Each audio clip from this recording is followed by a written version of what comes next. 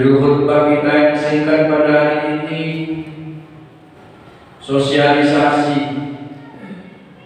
penjelasan tentang fatwa Majelis Ulama Indonesia nomor 72 tahun 2023, yaitu tentang pemahaman bahwa ada pemahaman yang berkembang di tengah-tengah kehidupan masyarakat kita, di tengah-tengah umat Islam Indonesia sibuk menghadapi dua hal, yaitu menjelang pemilihan umum dan kemudian terganggunya kita dengan adanya serangan-serangan Israel ke Palestina.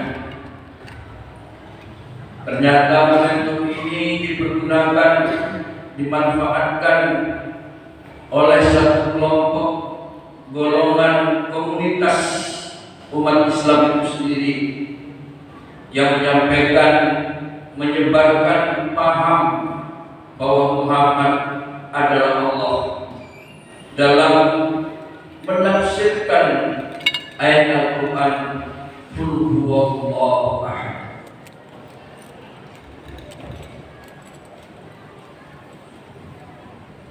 Memang aliran ini kalau kita telusuri bukanlah dari Sumatera Utara, tapi aliran ini datangnya dari wilayah yang paling ujung Indonesia. Enggak, kita katakan paling ujung, paling pangkal Indonesia. Barulah berkembang ke Sumatera Utara. Namun di Sumatera Utara tidak diberikan izin melaksanakan seminar nasional, karena yang akan disampaikan kepada umat yang ada di Sumatera Utara ini menyangkut tentang Nabi Muhammad itu adalah seperti Tuhan. Kalau kita analisa, kita menemukan paham ini tentunya sama dengan paham umat yang lain. Kalau seandainya ini bisa berkembang,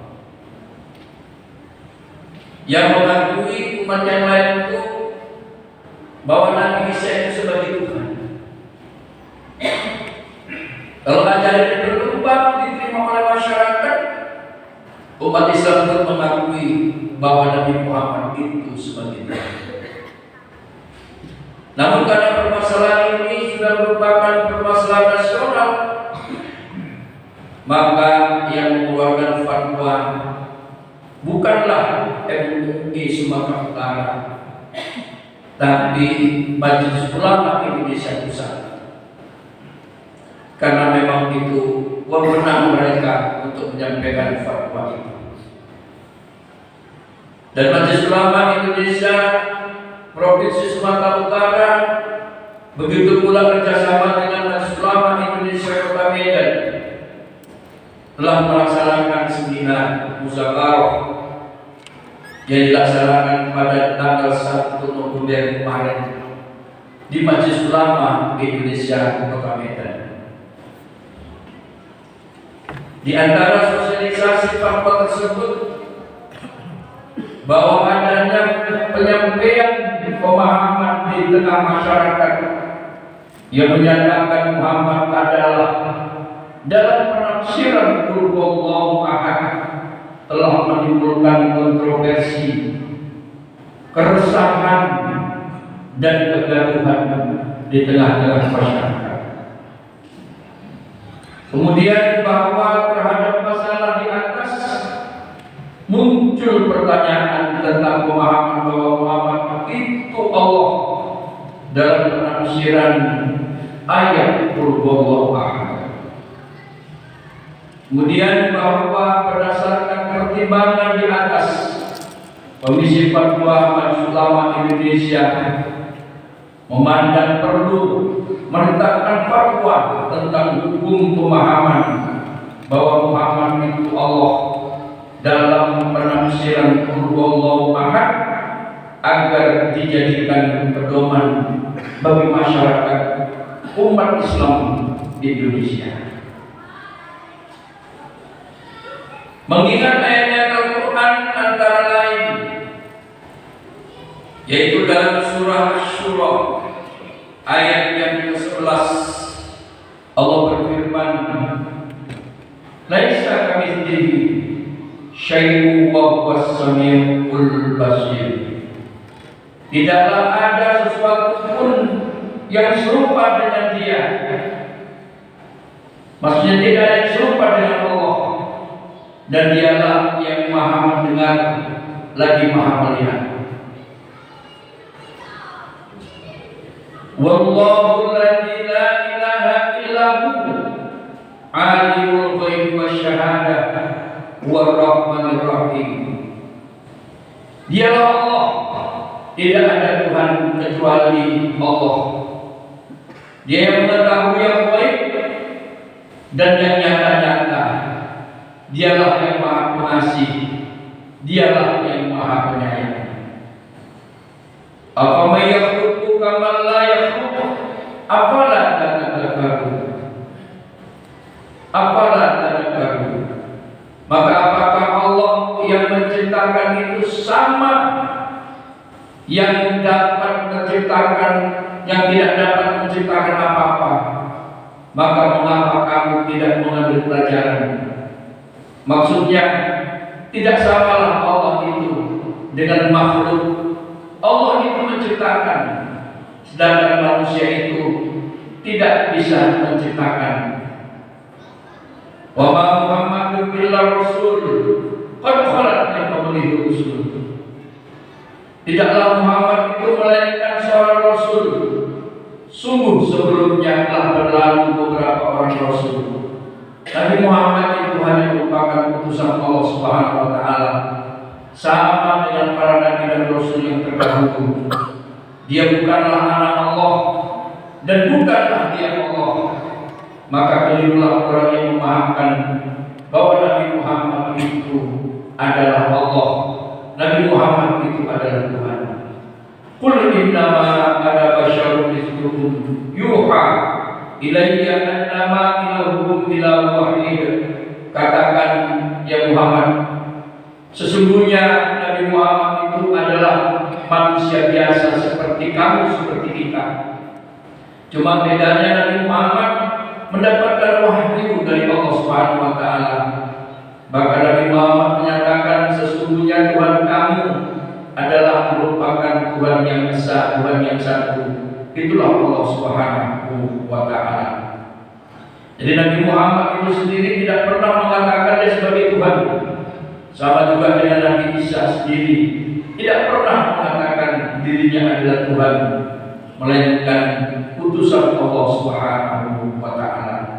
Maka Muhammadun aba ahadin min rijalikum walakin Rasulullah wa khataman nabiyyin. Tidaklah Nabi Muhammad itu ayah salah seorang di antara laki-laki kamu, akan tetapi dia adalah Rasulullah, dan Nabi Muhammad itu adalah merupakan terakhir atau penutup para nabi dan rasul, utusan Allah Subhanahu wa taala. Dengan beberapa ayat Al-Quran yang sudah kita sampaikan Bapak dan Saudara sekalian, maka jelaslah Nabi Muhammad tidak pernah menyatakan dirinya sebagai Tuhan, tidak pernah menyatakan dirinya sebagai Allah. Yang keliru adalah orang yang menafsirkan, yaitu ayat Qul huwallahu ahad, yang memberikan pengertian penafsiran pemahaman. Katakanlah dia itu Muhammad itu adalah Allah. Itulah yang keliru.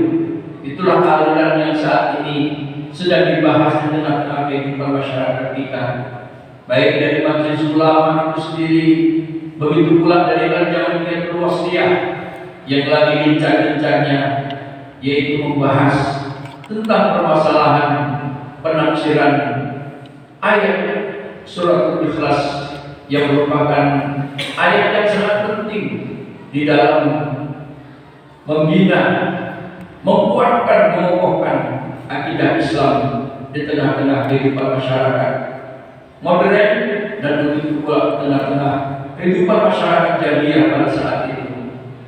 Dengan demikian insya Allah pemahaman-pemahaman yang menyimpang, yang keliru, yang mungkin pada suatu saat akan kita jumpai di tengah-tengah kehidupan masyarakat kita, seandainya nanti kita menemukan ada aliran-aliran yang mengatakan bahwa Nabi Muhammad itu adalah merupakan Tuhan atau Allah, maka pemahaman itu semestinya kita sebagai umat Islam dapatlah kita akhirnya menjauhkan diri dari hal yang demikian.